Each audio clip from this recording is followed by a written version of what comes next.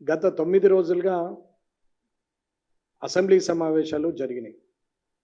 ప్రభుత్వము వారు చేసినటువంటి కార్యక్రమాలు, ప్రతిపక్షం నిరసనలు, అట్లాగే బీజేపీ తరఫున మా వాదన, ఎంఐఎం తరఫున వాళ్ళు, సిపిఐ తరఫున కూనంనేని గారు అందరూ మాట్లాడడం జరిగింది. ప్రభుత్వము ఎంతసేపు మొదటి రోజు సంతాప తీర్మానం, రెండో రోజు బడ్జెట్ అంకెల గారెడితోనే చేశారు, మూడవ రోజు బడ్జెట్ మీద సమీక్ష అని చెప్పి వారు చేసింది వారి సభ్యులతోనే 10 మందితో చెప్పించుకోవడం తప్ప ఎదుటి వాళ్ళకి అవకాశం ఇవ్వడం జరగలేదు. 4వ రోజు గొడవ, 5వ రోజు నిరసన, 6వ రోజుకి వచ్చేసరికి మళ్ళీ గొడవ, 7వ రోజు నల్లబాడ్జీలు, 8వ రోజు బైకాటు, 9వ రోజు నాడు మధ్యలో నుంచి మళ్ళీ బైకాట్ చేసి వాళ్ళు వెళ్ళిపోయారు టీఆర్ఎస్ వాళ్ళు. గౌరవ ముఖ్యమంత్రి రేవంత్ రెడ్డి గారు ఆలోచించాల్సిన విషయాలు చాలా ఉన్నాయి, చేయాల్సిన పనులు చాలా ఉన్నాయి. ప్రజలు తిరస్కరించి గత ప్రభుత్వము తప్పు చేసిందని చెప్పే గత ప్రభుత్వమును ప్రతిపక్షంలో కూర్చొనిపెట్టింది. ఇవాళ ఈ ప్రభుత్వము ఏదో చేస్తుందని ప్రజలు నమ్మి అరకొర బోటాబోటీ మెజారిటీతోని 64 మందితోని గెలిచినటువంటి ఈ ప్రభుత్వము కొలువుదీరిన మరుక్షణం నుంచి గత 8 నెలలుగా డిసెంబర్ 3వ తారీఖు నుంచి మొదలు పెడితే ప్రతిరోజు గత ప్రభుత్వం మీద దుమ్మెత్తిపోయడమే తప్ప తాను ఏం చేస్తామన్నది, ఏం పని చేస్తామన్నది ఇవ్వడం లేనే లేదు. ప్రజలకు ఈ ప్రభుత్వం ఇది చేస్తుంది అని చెప్పాల్సినటువంటి అవసరం ఉంది. వారి 6 గ్యారెంటీల గురించి కానీ 13 అంశాల గురించి కానీ నేను మాట్లాడట్లేదు. వారు మాట ఇచ్చిరో మాట మీద ఉంటారా లేదా అనేది వారికే వదిలేస్తున్నాం. కానీ ప్రభుత్వ పాలన అంటే అది ఒకటే కాదు, ఉచితాలు ఇచ్చినంత మాత్రాన 6 గ్యారెంటీలు ఇవ్వడమే కాకుండా అడ్మినిస్ట్రేషన్ పరంగా కూడా ఏం జరిగింది, ఎలా జరుగుతుంది, ఎండాకాలంకు నీటి కొరత వస్తుందంటే అది చలికాలంలో ఆలోచించాలా, వర్షాకాలంలో వరదలు వస్తాయంటే అది ఎండాకాలంలో ఆలోచించాలి. అలాంటిది ఇడిచిపెట్టి ప్రతి నిమిషము గత ప్రభుత్వం ఇట్లా చేసింది అట్లా చేసింది అని చెప్పి ఎప్పుడు విమర్శిస్తూ సమయాన్ని జరపడమే తప్ప ఎలాంటి ఉపయోగం లేని పరిస్థితిలో రేవంత్ రెడ్డి గారి ప్రభుత్వము చేస్తూ ఉన్నది. అసెంబ్లీలో చూస్తే ఆయన మాట్లాడిన దాని ప్రకారంగా ఇవాళ నిరుద్యోగుల గురించి జాబ్ క్యాలెండర్ కానీ, లేదా హైదరాబాదు మెట్రో సిటీ దాని గురించి అభివృద్ధి విషయంలో కానీ, మూసీ నది ప్రక్షాళన గురించి కానీ, అట్లాగే వారు రుణమాఫీ గురించి కానీ మాట్లాడుతూ పోతున్నారు. అప్పుల కుప్పగా చేసిండ్రు, తెలంగాణలో ఎటువంటి అభివృద్ధి జరగలేదు, వీరు విధ్వంసం చేసిపోయారు, ధ్వంసం చేసిపోయారు అని చెప్తున్నారు.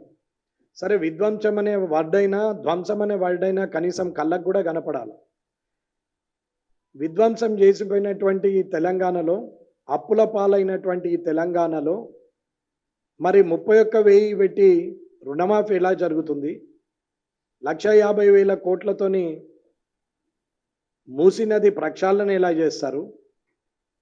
ఎవరు అడిగితే వారికి 300 అక్బరుద్దీన్ గారు అడిగారని 300 కోట్లతోని అక్కడ మెట్రో వస్తుంది, 400 కోట్లతోని అక్కడ ఫ్లైఓవర్ వేస్తాము అని ఎలా చెప్తున్నారు? అలాగే యంగ్ ఇండియా స్కిల్ యూనివర్సిటీని అక్కడ ముచ్చర్లలో వేస్తామని ఇలా చెప్తున్నారు. అప్పుడే కేంద్ర ప్రభుత్వము ఏమీ ఇవ్వలేదు, గాడిది గుడ్డు ఇచ్చింది అని చెప్పేసి అసెంబ్లీలో కూడా మాట్లాడుతున్నటువంటి సందర్భంలో ప్రజాక్షేత్రంలో, రాజకీయ క్షేత్రంలో ఏదైనా మాట్లాడొచ్చు, కానీ శాసనసభలో మాత్రము సంస్కారవంతంగా పద్ధతిగా మాట్లాడాల్సిన అవసరం ఉంది. ఒకవేళ మీరన్నట్టే గాడిది గుడ్డే ఇచ్చినట్టయితే మీరు అది శాసనసభ ప్రత్యక్ష ప్రసారంలోనే ప్రజల సమక్షంలోనే శాసనసభ నడుస్తున్నప్పుడు కేంద్ర ప్రభుత్వం ఏమీ ఇవ్వలేదని చెప్పమంటే చెప్పరు. దానికి ముఖ్యమంత్రి గారు సమాధానం చెప్పరు. శాసనసభ వ్యవహారాల శాఖ మంత్రి శ్రీధర్ బాబు గారు చెప్పరు. చెప్పండి, మీరు ఇచ్చిండ్రా ఇవ్వలేదా కేంద్ర ప్రభుత్వం అనేది మీరు చెప్పండి. ఇవ్వలేదు అని అంటే ఇవ్వలేదని చెప్పండి, ఇస్తే ఎంత ఇచ్చిందో చెప్పండి అని మేము అడిగితే సమాధానం లేదు. మైక్ ఇవ్వమంటే మైక్ ఇవ్వరు. వారు మాత్రం మైక్లో నేను చదివితే, శాసనసభ వ్యవహారాల శాఖ మంత్రి గారు అంటారు, నేను చదివితే మీరు ఎక్కడుంటారు, ఏమి ఇవ్వలేదు, నేను చదువుతా ఎంత ఇచ్చిరో తెలుసా, నేను చదివితే మీరు ఇక్కడ ఉండరు అంటారు. అన్నా పర్వాలేదు చదవండి మంత్రి గారు, ఏమి ఇవ్వలేదు కేంద్రం అంటే జనం బుద్ధి చెప్తారు. ఆ పార్టీలో మేము ఎమ్మెల్యేలు అయినందుకు మాకు కూడా బుద్ధి చెప్తారు. ఒకవేళ ఇచ్చినట్టయితే కేంద్ర ప్రభుత్వము ఇచ్చిండ్రని చెప్పండి, ప్రజలు ప్రశంసిస్తారు. కానీ మీరు ఏది చెప్పకుండా ఇయ్యలేదంటే ఇవ్వలేదు, మొత్తానికి ఇవ్వలేదని చెప్పండి. లేదు ఇస్తే ఎంత ఇచ్చారో చెప్పండి అంటే అక్బరుద్దీన్ గారికి పంపించారు.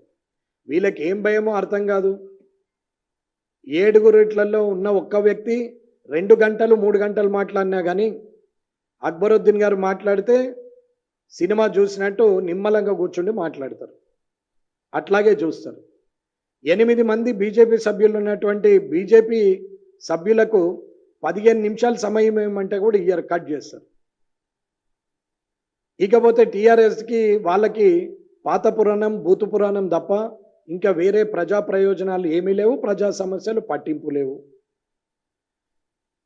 ఇక్కడ కనీసం బ్లాక్ టికెట్ల దగ్గర కొట్లాడినా కానీ కనీసం పద్ధతిగా ఉంటాయేమో తిట్లు, కానీ అక్కడ మాత్రం అవి కూడా లేకుండా భూత పురాణం ఓపెన్ చేస్తున్నారు. ఏమన్నంటే కొట్టుకునే పరిస్థితి.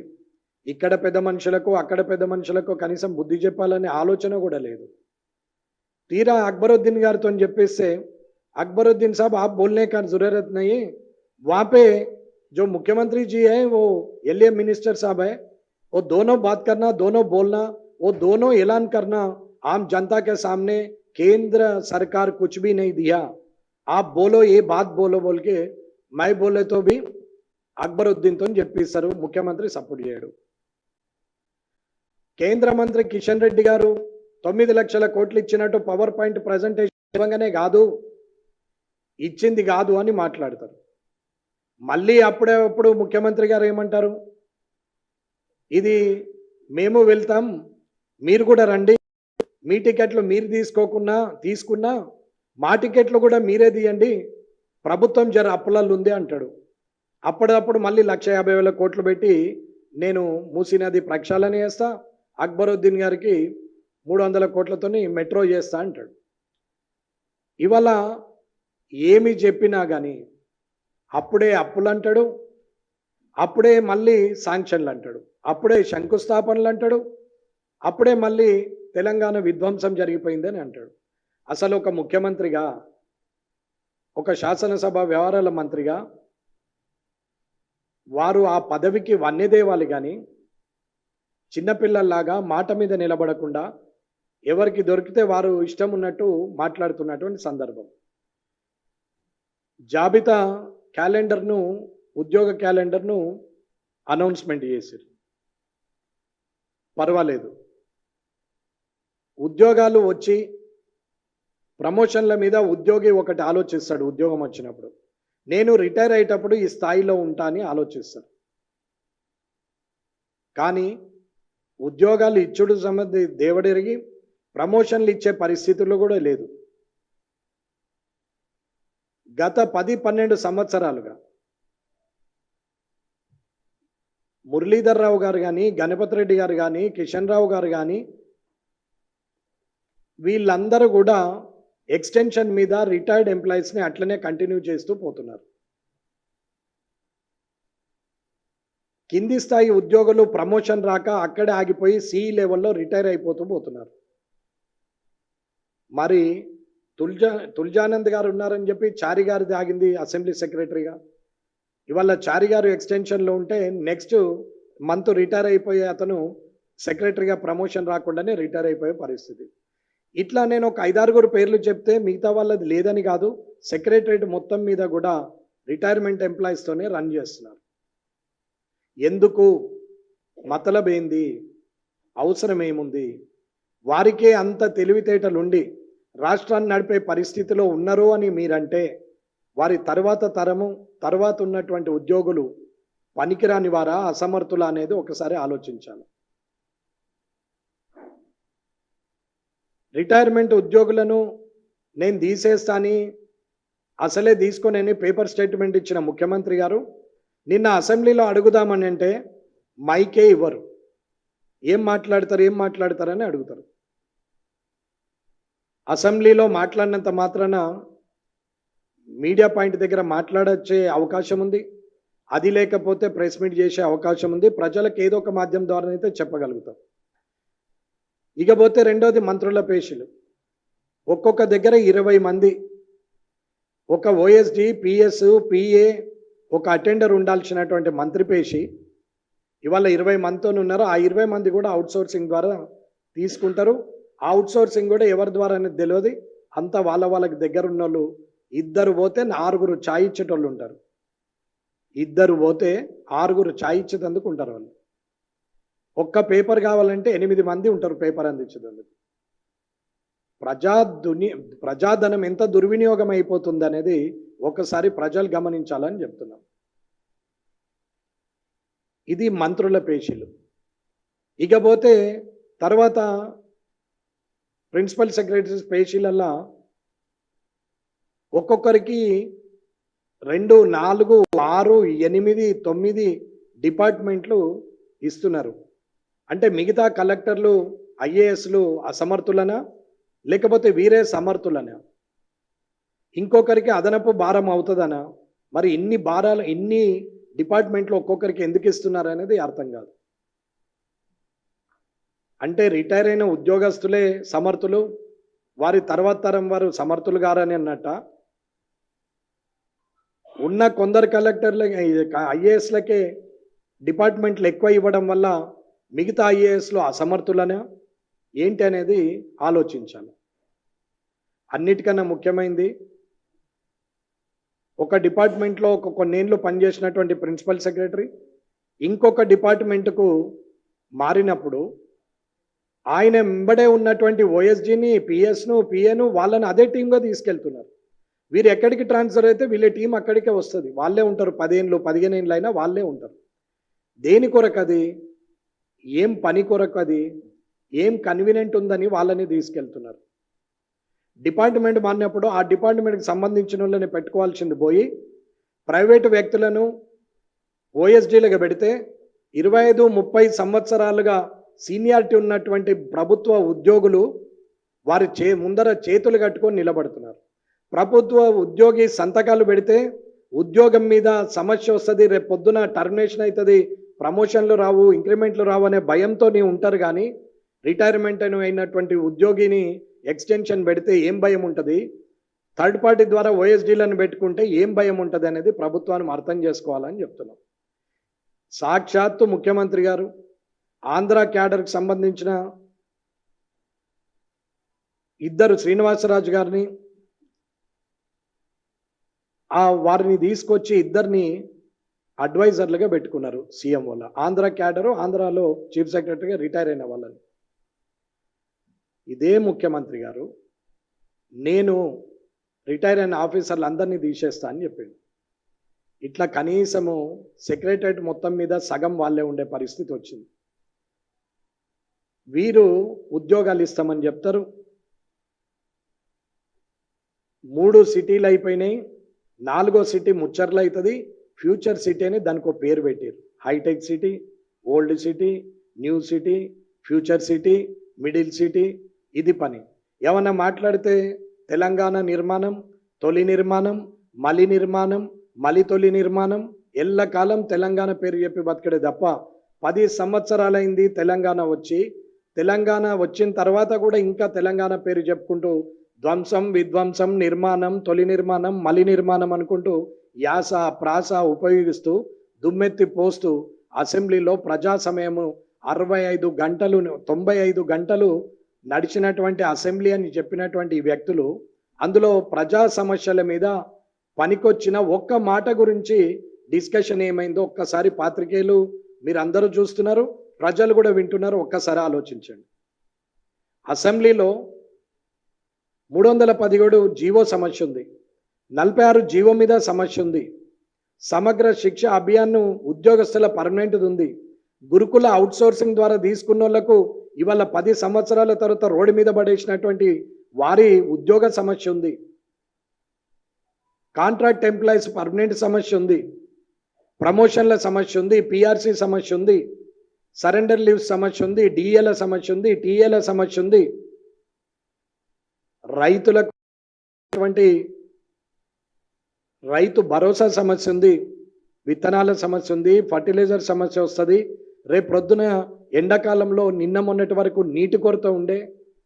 అసలు ఇవన్నీ బోను మళ్ళీ మాట్లాడతారు. ₹1 తెలంగాణ నుంచి పోతే 47 పైసలు మాత్రమే తెలంగాణకు వస్తుందన్నటువంటి ముఖ్యమంత్రి గారు జిహెచ్ఎంసీలో వచ్చిన ఇన్కమ్ను జిహెచ్ఎంసీలనే పెట్టాలా, మీరు బయట ఏమాత్రం పెట్టద్దు. ఎక్కడ ఇన్కమ్ వికారాబాద్ది పరేడ్ క్యాపిటల్ తక్కువ, రంగారెడ్డిది పరేడ్ క్యాపిటల్ ఎక్కువ అని బట్టి గారు చెప్పారు కాబట్టి, సాక్షాత్తు ఫైనాన్స్ మినిస్టర్ చెప్పిండు కాబట్టి, రంగారెడ్డిలో వచ్చిన పరేడ్ క్యాపిటల్ రంగారెడ్డిలోనే పెట్టాలా, వికారాబాద్లో వచ్చింది స్పీకర్ గారి కాన్స్టిట్యున్సీ కాబట్టి ఆ వికారాబాదు జిల్లాలోనే పెట్టాలి. మరి కొడంగల్కి ఎందుకు పోయింది, మదిరకి ఎందుకు పోయింది, ఏం జరుగుతున్నాయి, మరి ఆ డబ్బులు ఎక్కడి? మరి మదిర కొడంగలే పోతుంది, 119 కాన్స్టిట్యున్సీలు ఎట్లా? మీరు సమానంగా చూస్తే 119 కాన్స్టిట్యున్సీలో సమానంగా పెట్టి మీ నీతి నిజాయితీని చెప్పుకొని చేయండి. ఎంతసేపు మరి ఒకవేళ జిహెచ్ఎంసీలో వచ్చిన ఇన్కమ్ను జిహెచ్ఎంసీలోనే పెడితే జిహెచ్ఎంసీలో ఉన్నటువంటి ప్రజలు, హైదరాబాదు రంగారెడ్డికి సంబంధించిన ప్రజలు మాత్రమే ఉన్నారా, లేకపోతే యావత్ రాష్ట్రంలో ఉన్న ప్రజలందరూ వచ్చి హైదరాబాద్ ఒక్కసారి మరి నివసించి మైగ్రేట్ అయిన వాళ్ళు ఎవరు? ఒరిజినల్గా హైదరాబాద్ రంగారెడ్డి ప్రజలు ఎంతమంది, ఇక్కడికి వచ్చిన సెటిలర్ ఎంతమంది అనేది ఒకసారి తెలిస్తే దాన్ని బట్టి మీరు విభజన చేస్తే అర్థమవుతుంది. ఒకవేళ జిహెచ్ఎంసీ పైసలు జిహెచ్ఎంసీలనే పెడతాము అని అనుకున్నప్పుడు అక్కడనే పెట్టిన రోజు అందరికీ అన్నీ అర్థమై హైదరాబాద్ కాలైతే రోడ్డు మీద బిల్డింగులు తప్ప ప్రజలు ఉండరు, మీరు తప్ప వేరే వాళ్ళు ఈ భాగ్యనగరంలో ఉండే పరిస్థితి ఉండనే ఉండదు. అలాగే కేంద్ర ప్రభుత్వం కూడా ₹1 పంపిస్తే 47 పైసలు ఇచ్చిండ్రు అని అంటే ఎక్కువ ఇచ్చినట్టే లెక్క. వేరే రాష్ట్రాల్లో మైనింగ్ ద్వారా వచ్చే ఇన్కమ్ కానీ, సీపోర్టుల ద్వారా వచ్చే ఇన్కమ్ కానీ, ఫారెన్ సంబంధించినటువంటి ఇతర దేశాల దిగుమతుల ఎగుమతుల మీద వచ్చిన సుంకం కానీ, ఇట్లాంటి లెక్కేస్తే అక్కడనే పెట్టాలంటే దేశము ఉండదు, రాష్ట్రం ఉండదు. ఒక నియోజకవర్గంలో ఎమ్మెల్యేగా ఉన్న వ్యక్తి 100 గ్రామాలుంటే 100 గ్రామాలను సమానంగా చూస్తాడా? అక్కడున్న ప్రజలను బట్టి చూస్తారా? అక్కడున్న అవసరాలను బట్టి చూస్తారా? అక్కడున్న ఇన్కమ్ను బట్టి చూస్తారా అనేది కూడా అర్థం కాని నాయకులకు ఎలా చెప్తే అర్థమవుతుంది? కేంద్ర ప్రభుత్వము 9 లక్షల రూపాయలు గత 10 సంవత్సరాలుగా 9 లక్షల కోట్లు గత 10 సంవత్సరాలుగా ఇచ్చిందనేది కేంద్ర మంత్రి గారు పవర్ పాయింట్ ప్రజెంటేషన్ చేసి చూపెట్టాడు. నెక్స్ట్ శాసనసభ సమావేశాల్లో మేము అధికారికంగానే తీసుకొచ్చి కాగితాలు చూపెడతా అని చెప్పి నిన్న సభలో ఛాలెంజ్ చేయడం జరిగింది. మీరన్నా నిజం చెప్పాలి, లేదా మేమన్నా నిజం చెప్తాం. ప్రజల్ని తప్పుదోవ పట్టించాల్సిన అవసరం లేదు అని చెప్తున్నాం. ఇస్తే ఇచ్చిందని మాట్లాడాలి, ఇవ్వకపోతే ఇవ్వలేదని మాట్లాడాలి. మొన్నటికి మొన్న 119 కాన్స్టిట్యున్సీలలో దగ్గర 1200 కోట్ల రూపాయల ఎన్ఆర్ఈజిఎస్ అమౌంట్ కూడా కేంద్ర ప్రభుత్వం ఇచ్చిందే. ఇవాళ ఈ ప్రభుత్వం వచ్చినాక ఏమన్నా పని చేసింది అంటే సీసీ రోడ్ల రూపకంగా పనిచేసింది ఎన్ఆర్ఈజిఎస్ అమౌంట్తోనే. ఇది నిజం కావాలంటే వెబ్సైట్లో కొట్టినా కానీ ఏర్పడుతుంది ఏ కాన్స్టిట్యున్సీకి ఎంత ఇచ్చారు ఎన్ఆర్ఈజిఎస్ అని. సాక్ష్యాలు కనపడంగా, 15th ఫైనాన్స్ కనపడంగా, 14th ఫైనాన్స్ కనపడంగా, ఇచ్చిన డబ్బు కనపడంగా ఫ్లైఓవర్లు కనపడంగా, నేషనల్ హైవేస్ కనపడంగా, రైల్వే డబ్లింగ్ కనపడంగా, రైల్వే ఎలక్ట్రిసిటీ కనపడంగా, ఫుట్ ఓవర్ బ్రిడ్జ్లు సికింద్రాబాద్లో కనపడంగా, రామగుండము ఆర్ఎఫ్ఎల్ ఫర్టిలైజర్ లిమిటెడ్ అక్కడ పని నడవంగా, ఆర్ఎంయు రైల్వే మ్యానుఫ్యాక్చరింగ్ యూనిట్ అక్కడ పెట్టంగా, ఇవన్నీ కళ్ళకు కనిపించంగా పెద్ద గాడిద గుడ్డు ఇచ్చిర్రు అని మాట్లాడితే సభ్యత ఉండి మాట్లాడుతున్నారా, సభ్యత లేకుండా మాట్లాడుతున్నారా? ఏం మాట్లాడుతున్నారు? ఎగిరెగిరి పడ్డోళ్ళు ఏడ కూర్చున్నారు, రేపు మీరు ఏడ కూర్చుంటారు? గత ప్రభుత్వం కూడా ఎగిరెగిరి పడితే ఎక్కడ పోయి నిలబడ్డారు? వారి జీవితంలో కూడా అనుకోకుండా గాంధీ మహాత్మ ముందట ధర్నా చేస్తామని కానీ, అసెంబ్లీ బయట కూర్చుంటామని కానీ, ధర్నా చౌక్ దగ్గరికి పోయి నిలబడతామని కానీ, ఏ ధర్నా చౌక్ అయితే ఎత్తేసారో ఆ ధర్నా చౌక్ మీద నిలబడతామని వారు కలలో కూడా ఊహించకుండొచ్చు. వారు పోయి అక్కడ నిలబడ్డారు. ఆ పూర్తి తెలంగాణ సాధించినామని చెప్పుకున్నటువంటి కేసీఆరే ఇవాళ ముఖం చాటేసే పరిస్థితి వస్తే, ఇవాళ మా సోనియమ్మ ఇచ్చింది తెలంగాణ అని చెప్పి ఎగిరెగిరి పడుతున్న మీరు అప్పుల తెలంగాణను అబద్ధమన్నా కావాలా? లేదు ఇది అప్పుల తెలంగాణనే అంటే మీరు 1,50,000 కోట్లతోని అభివృద్ధి చేస్తామని ఏ మాట అయితే చెప్తారో అదే అబద్ధమన్నా కావాలా? ఏది నిజం, ఏది అబద్ధం? అప్పుల తెలంగాణ నిజమా? 1,50,000 కోట్ల అభివృద్ధి అబద్ధమా? లేదా అప్పుల తెలంగాణ అబద్ధమా? అయితే 1,50,000 కోట్ల ధనిక రాష్ట్రంగా ఉన్నటువంటి దాంట్లో నిలువ సొమ్ము ఉన్నట్టు లెక్క, జమ సొమ్ము ఉన్నట్టు లెక్కన. ఇది బట్టి గారు, శ్రీధర్ బాబు గారు, ముఖ్యంగా ముఖ్యమంత్రి గారు చెప్పాల్సిన అవసరం ఉన్నది. నిన్న మాట్లాడతాడు నిజాం ప్రభువు నిజాం కాలేజ్ కట్టించిండు, మూసీ నది చేసిండు, అట్లాగే హుసేన్ సాగర్ కట్టిరు, ఇవాళ ఆయన చేసుట్లనే పత్తర్ఘాట్ ఉన్నది, ఆయనే చేస్తుండ కబూతర్ ఖానా ఉన్నది, ఆయన చేసుట్లనే ఉస్మానియా హాస్పిటల్ ఉన్నది అని చెప్పి మాట్లాడుతున్నాడు. మరి బట్టలు ఉడిపించి బతుకమ్మ ఆడిపించిన నిజాం నవాబు జ్ఞాపకం రాలేదా? ఈ తెలంగాణ, ఈ నిజాం స్టేట్లో ఉన్న ప్రతి ఒక్కరిని పన్ను వసూలు చేసి, రక్తం పిండి, పాలు పిండి, ఆడవాళ్లను మానభంగం చేసి పన్నులు వసూలు చేసిన నిజాం ప్రభు జ్ఞాపకం రాలేదా రేవంత్ రెడ్డి గారు? ఏం మాట్లాడతారు? ఎదురుగా అక్బరుద్దీన్ గారు ఉంటే మీకేమన్నా గజగజ అన్నదా? అక్బరుద్దీన్ గారిని చూస్తే ఏమన్నా చేవ చచ్చిపోయారా? అదా మీ పొగుడుతా? అక్బరుద్దీన్ గారికి మీరు చెప్తూ పోతున్నారా? ఇంకా నిజాం ప్రభు పెట్టిన భిక్షనే మన బతుకు అన్నట్టు మాట్లాడుతున్నావు. మన రక్తమాంసాలను పిండి, ఆడవాళ్ళ చనుబాలు పిండి, ఆడవాళ్లను మనభంగం చేసి మన నిజాం స్టేట్లో ఉన్న ప్రజల రక్త మాంసాలతోని పిండి వసూలు చేసి ఇవాళ హైదరాబాద్ నగరము ఆయన షోకుల కోసం తయారు చేసుకుంటే అదేదో ప్రజల కోసం తయారు చేసినట్టు మాట్లాడుతున్నావు రేవంత్ రెడ్డి గారు. దీనికి ఏమన్నా న్యాయం అనిపిస్తుందా? ఏమన్నా అర్థం ఉందా? తెలంగాణ విమోచన దినోత్సవం సెప్టెంబర్ 17 రోజు చేయాలని చెప్పి ప్రజలందరూ కోరుతా ఉంటే పురాణా నిజాం పోయిండు, నిజాంకు జాగీర్దార్ తిరిగి వచ్చిన కేసీఆర్ పోయిండు, ఇప్పుడు మళ్ళా నయా నిజాం వచ్చినట్టు మాట్లాడుతూ ఉన్నావు. ఇది ఎంతవరకు కరెక్టు రేవంత్ రెడ్డి గారు? ప్రజల ముందొచ్చి మాట్లాడు, ఒకసారి చెప్పి చూడు.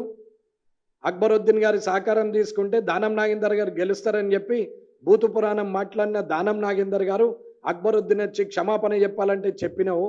అది దానం నాగేందర్ గారి గెలుపోటములకు సంబంధించిన విషయం కాబట్టి ఆయన ఒప్పుకోవచ్చు. కానీ అసలు తప్పు మాట్లాడితే శిక్ష వేయాలా, సస్పెండ్ చేయాలని మాట్లాడిన ముఖ్యమంత్రి కళ్ళ ముందట భూతు పురాణం ఓపెన్ అయితే కూడా ఒక్క మాట మాట్లాడకుండా మూతి మీద చేసుకొని కూర్చున్నాడు. శ్రీధర్ బాబు గారు జారగిల్లబడి చూస్తున్నారు. బట్టి గారు అట్లాగే మౌనం వహించారు.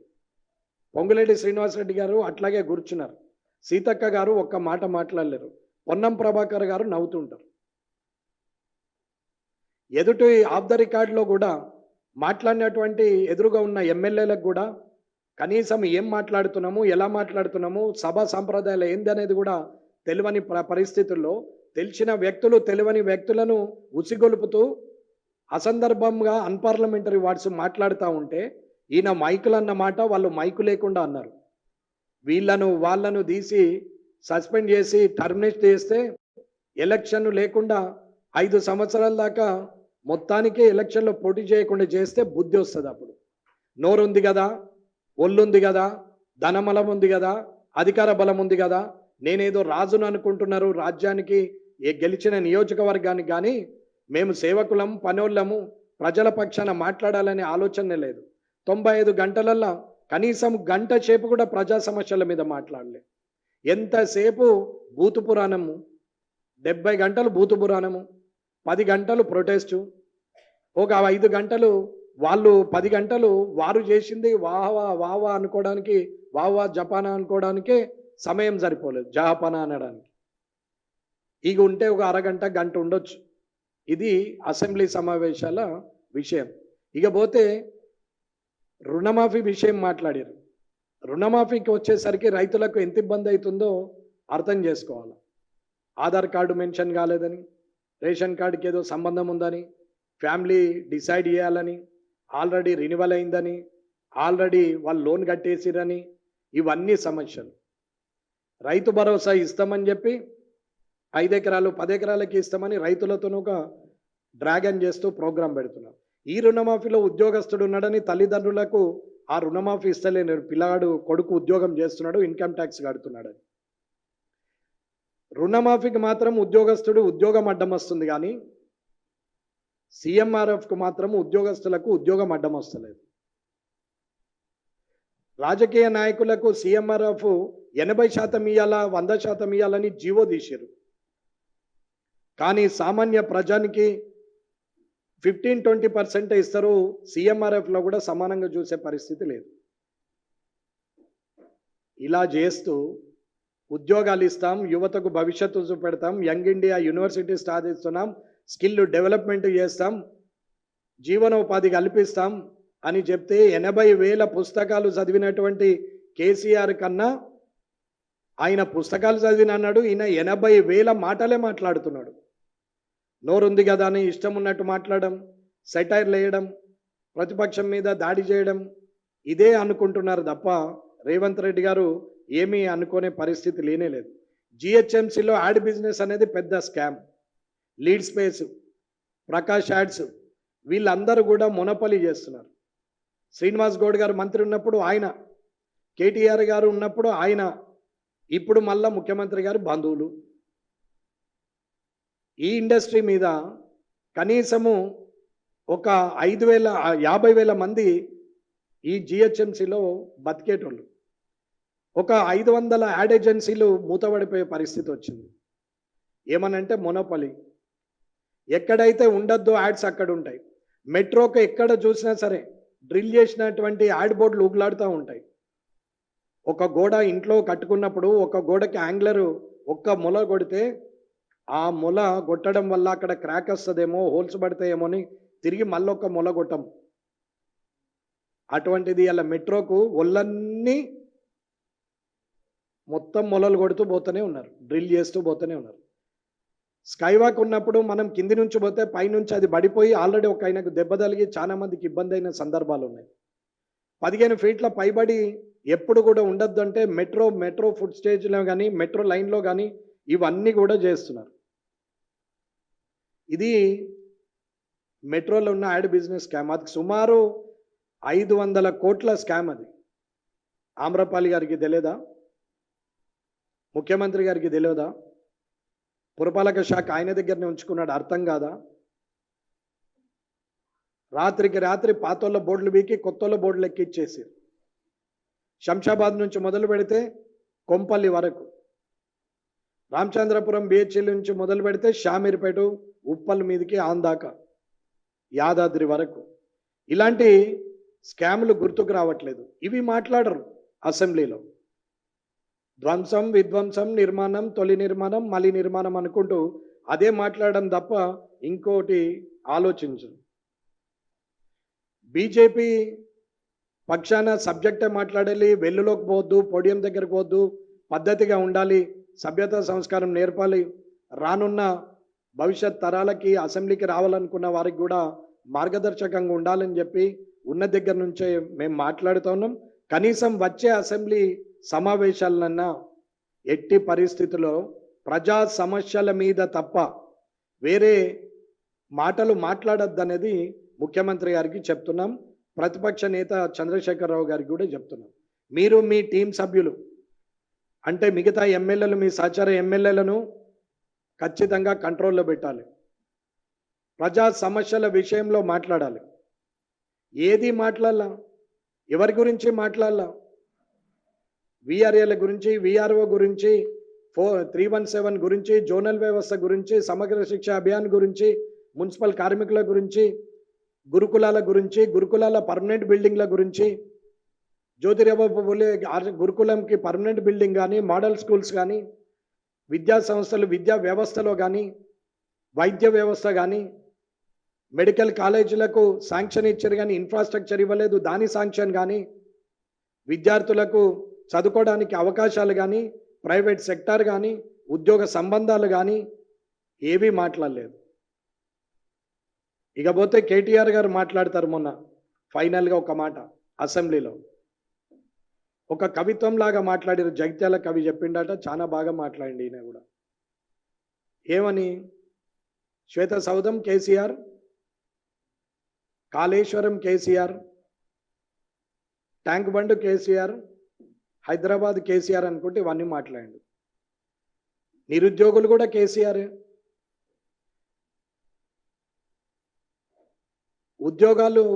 ఉద్యోగ నోటిఫికేషన్ కేసీఆర్, లీకులు కేసీఆర్, కేసులు కేసీఆర్, మిషన్ భగీరథ కేసీఆర్, రోడ్ల ధ్వంసము కేసీఆర్, పల్లెటూర్లలో ఉన్న సీసీ రోడ్లను ధ్వంసం చేసింది కేసీఆర్, సమగ్ర శిక్ష అభియాన్ ధర్నా చేస్తే అణిచివేసింది కేసీఆర్, ఆర్టీసీ కార్మికులు ఆమరణ చేస్తూ కూర్చుండి మరణం పొంది అమరులైనటువంటి వారి కారణము కేసీఆర్, చనిపోయిన తర్వాత అందరిని పిలిచి భోజనం పెట్టింది కేసీఆర్, లిక్కర్ స్కాము కేసీఆర్, ప్రజలకు అత్యంత సౌలభ్యంగా ఉండేందుకు బెల్ట్ షాపులు ఇచ్చింది కేసీఆర్, ఆఖరికి వైన్ షాపుల పక్కపొంటి కూర్చొని తాగేతందుకు ఇచ్చింది కేసీఆర్, ఓపెన్ కరప్షన్ చేసింది కేసీఆర్, ధరని తెచ్చి రైతుల భూములను ఇబ్బంది పెట్టింది కేసీఆర్, రైతులకు రైతు బంధు, దళితులకు దళిత బంధు, మైనార్టీకి మైనార్టీ బంధు అని చెప్పింది కేసీఆర్, ప్రజల్ని బిచ్చపొల్లం చేసింది కేసీఆర్. కవిత్వం అందరికీ వస్తుంది, మాటలు అందరికీ వస్తాయి. ఒక నాయకుడు మంచి చేయొచ్చు, చెడు చేయొచ్చు, మంచిని మెచ్చుకోవాలి, చెడుని తిట్టాలి, కానీ మంచి ఒకటే మాట్లాడి చెడును ఒకటే చేస్తూ ఉంటే యాస ప్రాసతోని తెలంగాణ భాషని అప్రతిష్ట పాలు చేయడం మానుకొని తెలంగాణ వచ్చింది, అమరులైన అమరవీరులకు జోహార్ అనుకుంటూ వారి శవాల మీద ఇంకా పునాదులు వేసుకుంటా అందరూ బతకాలని చూడడం రాజకీయ నాయకులకు ఇది తగదు అని నేను చెప్తున్నాను. వీలైతే వాళ్ళను జోహార్లు అర్పించు, వీలైతే వాళ్ళను మనసుల్లో వారికి జోహార్లు చెప్పు, వీలైతే వారి కుటుంబాలకు పోయి సాయం చేయి, కానీ ఏ ఒక్కరూ వారి కుటుంబాలకు సాయం చేసింది లేదు, కనీసం మరి చూసింది లేదు. తిరిగి మళ్ళీ వారి పేరు చెప్పుకుంటూ ఇంకా బతికేడుస్తున్నారు. వీళ్ళ బతుకులు అమరవీరుల మీద ఆధారపడి ఉన్నాయి తప్ప సొంతంగా వీళ్ళు బతికే పరిస్థితి లేదు. కాబట్టి వచ్చే అసెంబ్లీ సమావేశాల్లో ఎట్టి పరిస్థితుల్లో ప్రజా సమస్యల మీద ఏదైతే గ్రౌండ్ రియాలిటీస్ దగ్గరనేయో వాటి మీదనే అధికార పక్షం కానీ ప్రతిపక్షం కానీ మాట్లాడాలా అని బీజేపీ తరపు నుంచి నేను వేడుకుంటున్నా. ఇక ముందు వచ్చే సమావేశాల్లో ఎవరు పద్ధతిగా లేకున్నా మీరు ఏమనుకున్నా నేనైతే ప్రజలకు చెప్పడానికి సిద్ధంగా ఉన్నాం. ఎట్టి పరిస్థితుల్లో ప్రజల పక్షాన్నే ప్రతి నియోజకవర్గ శాసనసభ్యుడు ఉండాలని చెప్పి మనకు పార్టీల పరంగా దూషించుకోవడం, అన్పార్లమెంటరీ వర్డ్లు మాట్లాడడం మానుకొని సభ్యత నేర్చుకోవాలని చెప్పేసి నేను చెప్తున్నాం. ఏ రోజుకు ఆ రోజు లెక్కలు వేసుకోవడానికి, ఏ రోజుకు ఆ రోజు మీడియాలో ముందు పేజీలో రావడానికి ప్రయత్నం చేసే కన్నా ఏ రోజుకు ఆ రోజు ప్రజల సమస్యలు తీర్చే స్థితిలో శాసనసభ్యులు ఉండాలని కోరుకుంటూ ముగిస్తున్నాను. జై హింద్, జై భారత్.